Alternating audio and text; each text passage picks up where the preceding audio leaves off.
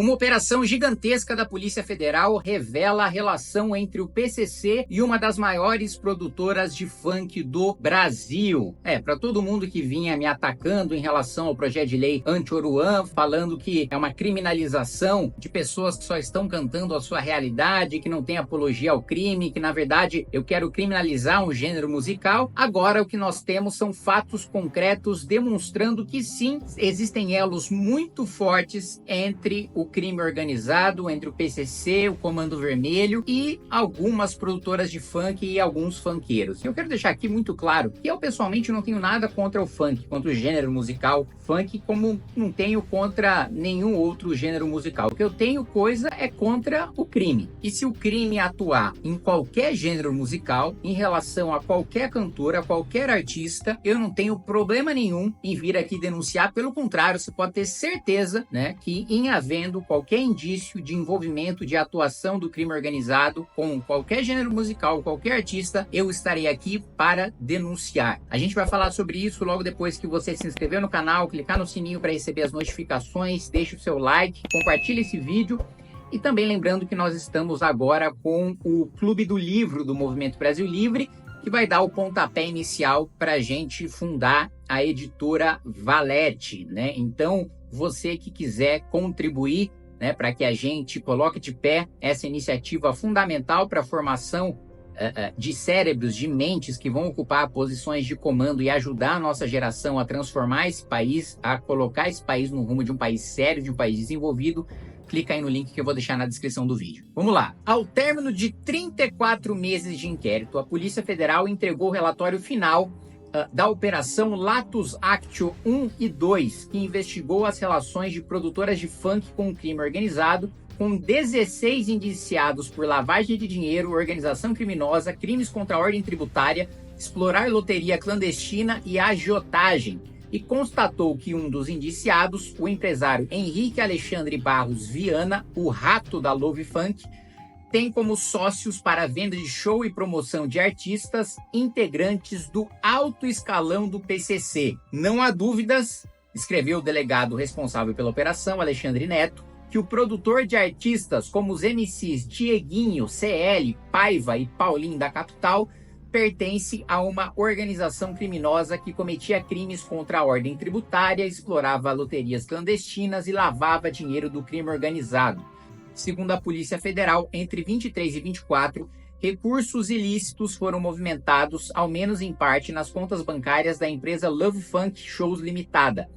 O inquérito ainda aponta como sócios do Rato da Love Gratuliano de Souza Lira, o Quadrado, Moisés Teixeira da Silva, o Careca ou Tatuzão, e Márcio Geraldo Alves Ferreira, o Buda, né? Eu tenho uma curiosidade para saber como é que esse pessoal do crime define esses apelidos, né? Se é mais ou menos como ali na planilha do Odebrecht, né? Tinham os apelidos dos políticos corruptos. Como é que se faz dentro do crime organizado para você definir esses apelidos? Mas vamos lá. Quem são esses caras? O Gratuliano, conhecido como Quadrado, é um cara condenado a 11 anos de prisão por lavagem de dinheiro do PCC. Ele foi investigado na Operação Sharks, do Grupo de Atuação e Combate ao Crime Organizado, GAECO, que desarticulou um esquema que movimentou R$ 1 bilhão do tráfico de drogas da facção. E quem é o Moisés, que é conhecido como Careca ou Tatuzão? Ele foi um dos líderes da quadrilha que furtou 164 milhões de reais do Banco Central de Fortaleza em 2005, o maior furto da história do país. Condenado a 16 anos de prisão, ele cumpriu pena. A PF encontrou repasses de dinheiro a Moisés feitas por uma das empresas do Rato. E Buda, ele é descrito dessa maneira pelos policiais federais. Dono de extensa ficha criminal, encontra-se atualmente preso na penitenciária de Presidente Venceslau. É nesse estabelecimento que o Estado isola as principais lideranças do PCC que estão fora do sistema penitenciário federal.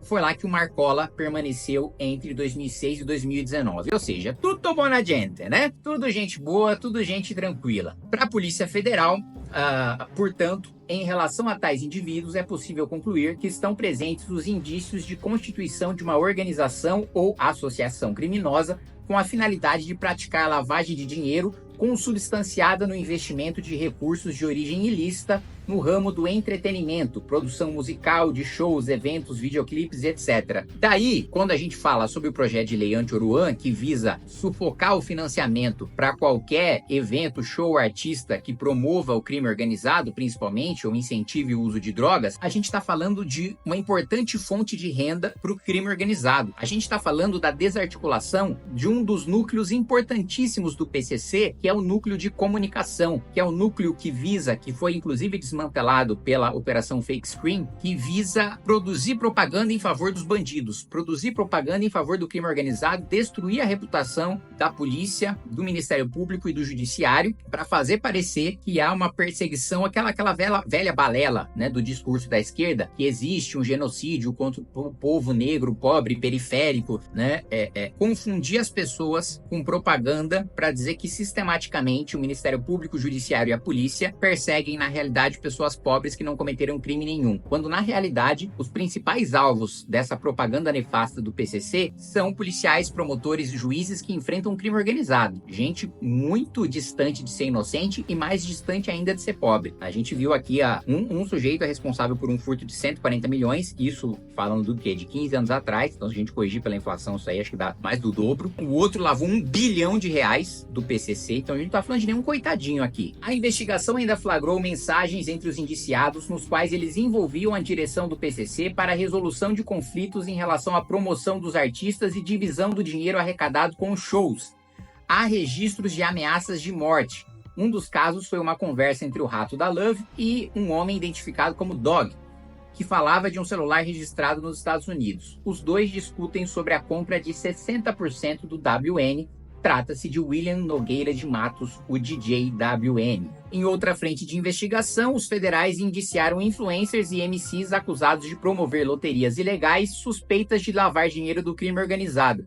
Lembram que eu movi recentemente uma ação no Ministério Público, uma representação no Ministério Público, porque o Oruan divulga a toda semana uma bet ilegal diferente, sem permissão para operar no país? Pois é, coincidentemente, né, o mesmo modus operandi que foi agora denunciado pela polícia em relação a influenciadores que utilizam esses sites de aposta para lavar dinheiro do crime organizado. Então, todo aquele discurso, né, dos defensores do Oruan, né, de que não, ele não tem culpa daquilo que o pai dele fez, ele construiu a sua carreira sozinho. Primeiro, uma coisa que eu já disse, mas não custa nada repetir. Ele é um sujeito que não é que ele tem vergonha, que ele rechaça o criminoso que o pai dele é. Ele, na realidade, exalta e pede a liberdade de um pai que é criminoso, tá? Que é um torturador, que é um facínora. Você não tem nenhuma culpa de nascer de um pai que é chefe de facção, mas você tem culpa de defender um pai que é chefe de facção, né? O dever moral de um filho que tem um pai canalha é romper com a prática do pai, é condenar a prática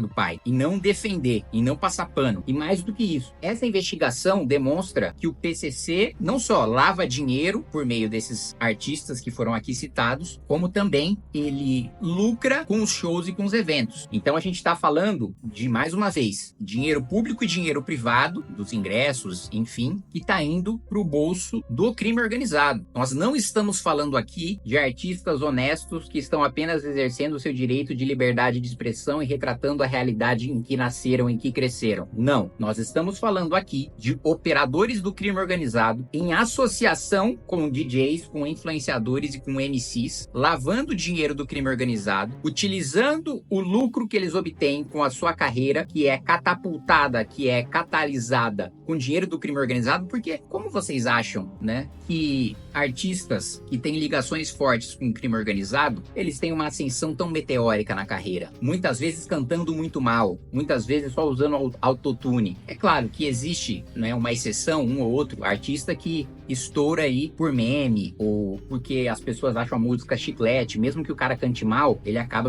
viralizando e ficando rico. Mas no caso de MCs ligados ao crime organizado, não é isso. Não é uma música meme que estoura, que viraliza, não é um clipe meme que estoura, que viraliza, não é uma música chiclete que viraliza, não. A gente tá falando de um investimento de dezenas de milhões de reais para esses caras ficarem grandes, para esses caras virarem grandes influenciadores, e quando você tem muito dinheiro, não é difícil você se tornar um grande artista. Você não precisa saber cantar, cantar, você não precisa saber tocar nenhum instrumento. Se você paga para as rádios tocarem a sua música, se você paga espaços na televisão para você apresentar a sua música, se você paga, inclusive, para escreverem letras para sua música e para fazerem ritmos que ficam na cabeça, independentemente das pessoas gostarem daquela música ou não, se você tem toda uma estrutura de operação para fazer com que um sujeito absolutamente sem talento, mas com o que ele não tem de talento, ele tem de vínculo com o PCC, fazer com que esse sujeito ascenda, fazer com que esse sujeito entre aí nas paradas de sucesso, é simples. Com muito dinheiro, é simples. Não tem grandes segredos, não tem grandes talentos. Mas vamos continuar aqui.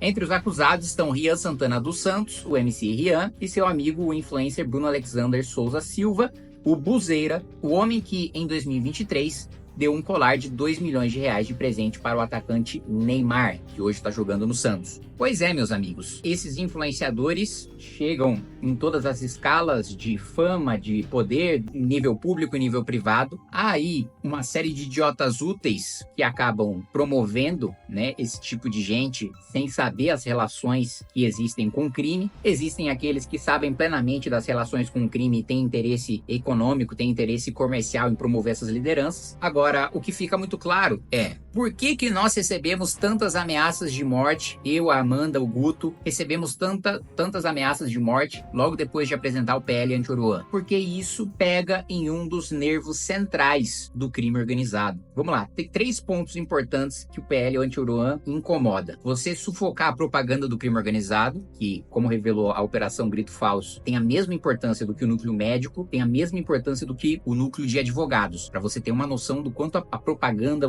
trabalhar a cultura do crime é importante para o PCC. Nosso PL ataca essa frente. Ataca também uma frente que é da lavagem de dinheiro. Se a gente chama a atenção para essas produtoras, para esses MCs, cada vez mais você tem fiscalizações da Receita e do COAF e da própria Polícia Federal e do Ministério Público em cima dessas figuras. Quanto mais a gente chama a atenção para a existência de esquemas de lavagem de dinheiro nessas produtoras, mais as investigações se intensificam. E o terceiro ponto, né, que é o mais óbvio, cortar o dinheiro público, muitas vezes direcionado por gestores ligados ao crime organizado. O PCC elege prefeito, vereador, deputado estadual, deputado federal. O PCC tem os seus representantes na política institucional, como tem no Ministério Público, no Judiciário e na Polícia. Então não é à toa que dinheiro público é repassado para produtoras e MCs ligados ao crime organizado, ou mesmo aqueles mais descarados que não só têm relação com o crime organizado, mas fazem apologia ao crime organizado nos seus shows. Daí a importância da gente seguir até o final com esse projeto, com esse debate, de não deixar esse debate morrer, porque enquanto todas as atenções estão voltadas, até uma questão de segurança, tá? Uma questão de segurança para mim, pro Guto e pra Amanda. Enquanto esse assunto estiver em alta, é mais difícil que façam qualquer coisa com a gente, porque vão saber, se fizerem qualquer coisa com a gente, quais são os principais suspeitos, e vai ficar mais fácil de pegar quem cometer eventualmente algum atentado contra a gente. Se esse assunto morrer e acontece alguma coisa com a gente, passa batido e muitas vezes nem vão ligar e nem vão envidar muitos esforços nas investigações. Então, essa é uma questão